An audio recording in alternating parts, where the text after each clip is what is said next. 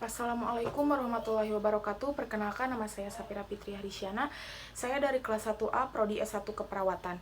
Saya di sini akan menjelaskan tentang materi hikmah sholat. Pengertian sholat. Sholat adalah merujuk kepada ibadah pemeluk agama Islam.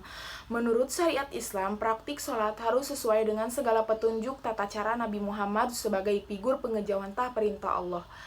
Umat muslim diperintahkan untuk mendirikan sholat karena menurut surat Al-Ankabut dapat mencegah dari perbuatan keji dan mungkar. Hakikat sholat adalah menghadapkan hati dan jiwa kepada Allah dengan cara yang dapat mendatangkan perasaan takut dan cinta kepadanya, serta menumbuhkan dalam jiwa akan kebesarannya. Sedangkan jiwa sholat adalah menghadap Allah dengan khusyuk, ikhlas, dan kesadaran hati baik dalam berzikir maupun memuji. Ibadah sholat adalah kewajiban bagi orang-orang yang beriman dengan waktu yang telah ditentukan. Hal ini tercantum dalam surat An-Nisa ayat 103 yang artinya, sesungguhnya sholat itu diwajibkan kepada orang-orang mukmin dengan waktu yang telah ditentukan. Mengapa Allah mewajibkan sholat? Sesungguhnya Allah Subhanahu wa Ta'ala adalah Tuhan yang Maha Rohman dan Rohim, yang Maha Tahu akan segala apa yang ada di bumi, sehingga apapun yang diperintahkan dan dilarang olehnya benar-benar menunjukkan kasih sayang dan cinta kepadanya kepada setiap makhluk yang ada di muka bumi. Allah berfirman dalam surat Al-Kautsar ayat 2, maka dirikanlah sholat karena Tuhanmu dan berkorbanlah. Ayat tersebut menunjukkan betapa pentingnya menjalankan ibadah yang satu ini.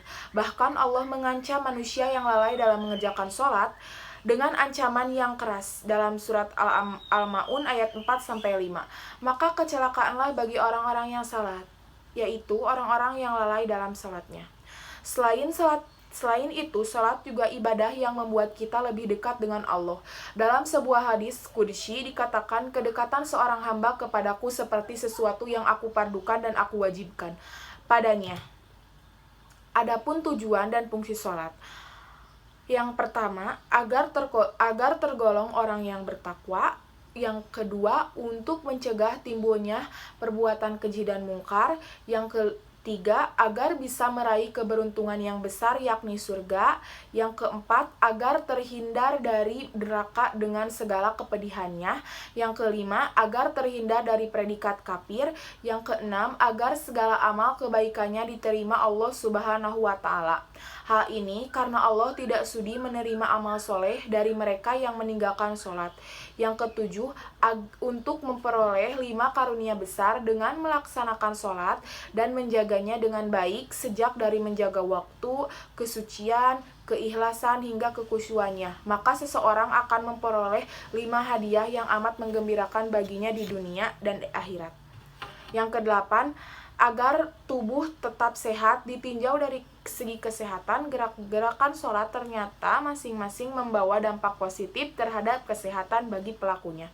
Yang kesembilan, dengan sholat kita bisa berkomunikasi langsung dengan Allah. Melalui sholat ini manusia menghadapkan diri kepada Sang Pencipta. Yang kesepuluh, agar kita menjadi orang yang disiplin. Akhlak dalam sholat.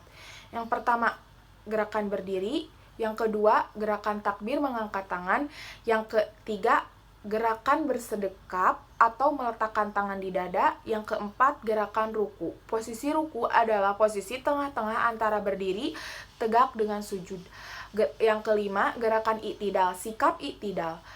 Yang keenam, gerakan sujud. Yang ketujuh, gerakan duduk di antara dua sujud. Yang kedelapan, gerakan duduk tasyahud awal dan tasyahud akhir. Yang kesembilan, gerakan salam di dalam salat diakhiri dengan salam sambil menoleh ke kanan dan ke kiri. Hikmah salat. Sebagian hikmah disyariatkannya sholat adalah bahwa sholat itu dapat membersihkan jiwa, dapat mensucikannya, dan menjadikan seorang hamba layak bermunajat kepada Allah Subhanahu wa Ta'ala di dunia dan berada dekat dengannya di surga. Allah Subhanahu wa Ta'ala berfirman, dan dirikanlah sholat, sesungguhnya sholat itu mencegah dari perbuatan-perbuatan keji dan mungkar. Al-Ankabut 45. Sholat juga merupakan benteng hidup kita agar jangan sampai terjerumus ke dalam perbuatan keji dan mungkar. Hai orang-orang beriman, jadikanlah sabar dan sholat sebagai penolongmu. Sesungguhnya Allah beserta orang-orang yang sabar. Quran Surat Al-Baqarah ayat 153. Di dalam salah satu firman-Nya, Allah menegaskan nilai positif dari sholat, yaitu orang-orang yang beriman dan hati mereka menjadi tentram dengan mengingat Allah. Ingatlah, hanya dengan mengingat Allah lah hati menjadi tentram.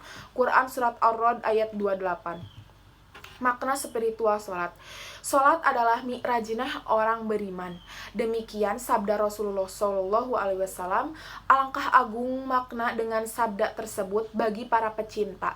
Dalam setiap sholatnya, seorang pecinta agar bencekrama dengan zat yang dicintainya, sehingga tidaklah heran apabila banyak riwayat yang menyebutkan bahwa baginda Rasulullah SAW, para sahabatnya selalu menanti-nantikan waktu pelaksanaan sholat.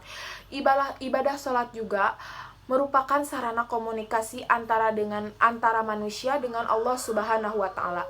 Bahkan boleh dibilang sebagai sarana terbaik. Karena itulah dalam berbagai riwayat disebutkan bahwa sholat merupakan tonggak agama. Ancaman bagi orang-orang yang meninggalkan sholat. Meninggalkan sholat adalah perkara yang teramat bahaya. Di dalam berbagai dalil disebutkan berbagai ancaman yang sudah sepatutnya membuat seseorang khawatir jika sampai lalai memperhatikan rukun Islam yang mulia ini. Ketika malaikat Jibril turun dan berjumpa dengan Rasulullah SAW, ia bersabda, "Wahai Muhammad, Allah tidak akan menerima puasa, zakat, haji, sedekah, dan amal soleh seseorang yang meninggalkan sholat. Ia dilaknat di dalam Taurat, Zabur, Injil, dan Al-Quran. Demi Allah yang telah mengutus sebagai nabi pembawa kebenaran, sesungguhnya orang yang meninggalkan sholat setiap hari mendapat 1000 laknat dan murka. Para malaikat melaknatnya dari langit ke-7 sampai langit pertama." Orang yang meninggalkan sholat karena urusan dunia akan celaka nasibnya, benar siksanya, merugi perdagangannya, besar musibahnya, dan panjang penyesalannya. Ia dibenci Allah dan akan mati dalam keadaan tidak Islam, tinggal di neraka Jahim atau kembali ke neraka Hawiyah. Barang siapa meninggalkan sholat hingga terlewat waktunya, lalu mengkodoknya, ia akan disiksa di neraka selama 1 hubuk 8 atau 80 tahun. Sedangkan ukuran 1 hari di akhirat adalah 1000 tahun di dunia. Sekian materi yang dapat saya jelaskan. Mohon maaf apabila ada persalahan kata atau apapun, karena saya manusia yang banyak kesalahannya. Wassalamualaikum warahmatullahi wabarakatuh.